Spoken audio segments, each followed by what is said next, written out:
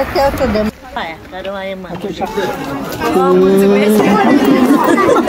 guys! So, first day of school na dito sa Romania. And, ayan, naka-prepare na kami mga 9 siguro. Punta na kami sa school. And si Habi, first time niyang hindi makapunta. Kasi nga, yung mga kaworker niya pupunta din sa school and walang maiwan daw sa office nila. So, kaya nagpaiwan na lang siya. Ito yung mga bulaklak na ibibigay namin sa mga teacher. Sa teacher ni Edie, Katyusha, at saka sa principal yata nila dito. Ayan, naka-prepare na yung mga bata. Si ate to siya. 9:16, punta na kami sa school. Pentru că îi bate. Care e asta? Aia. Stai așa, tu ai luat-o tu, are? Matoi. Dar de ce nu faci și cu mine? Auzi, mănânc matoi.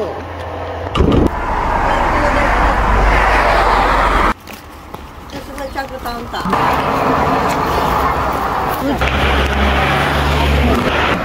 Stai-ți asta de mâini. Aia, care mai e mâini. Atunci stai aici. Atunci dă-l mama Alesia.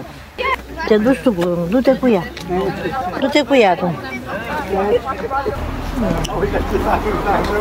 Din spate.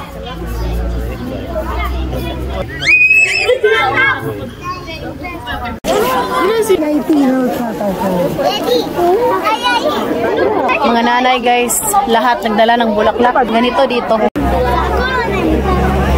May kumitero mamaya. Punta kami ngayon sa classroom nila ni Edie. Tuwam na the flowers. Nu ești pregătit? Păi ce-ai făcut toată vara? Mulțumesc frumos! Mulțumesc! Mulțumesc! Este doamna? Bună! Saravana. Vezi că ai venit și cu dinozauri? Da!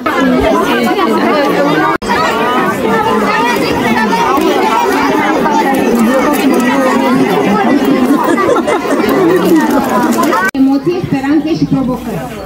Dragi copii, pentru voi la mulți ani!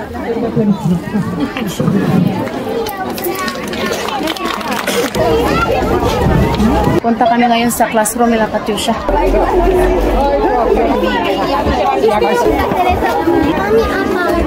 I'm thirsty, mommy. No ako ma. Beduto. Haide. Aici este.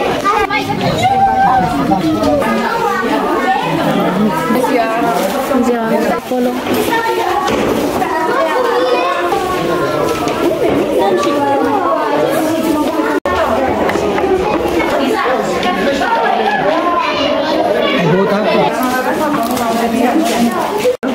Da.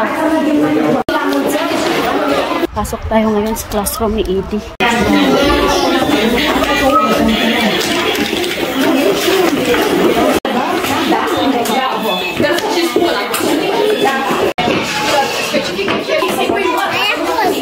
Edie.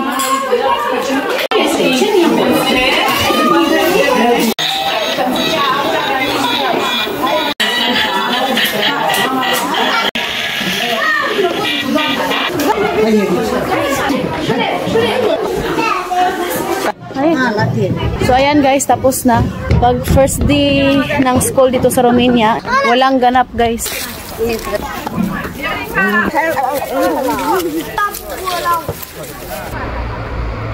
So yun lang naman guys, no. Maraming salamat sa lahat ng suporta. Doon yung mga benan ko sa likod.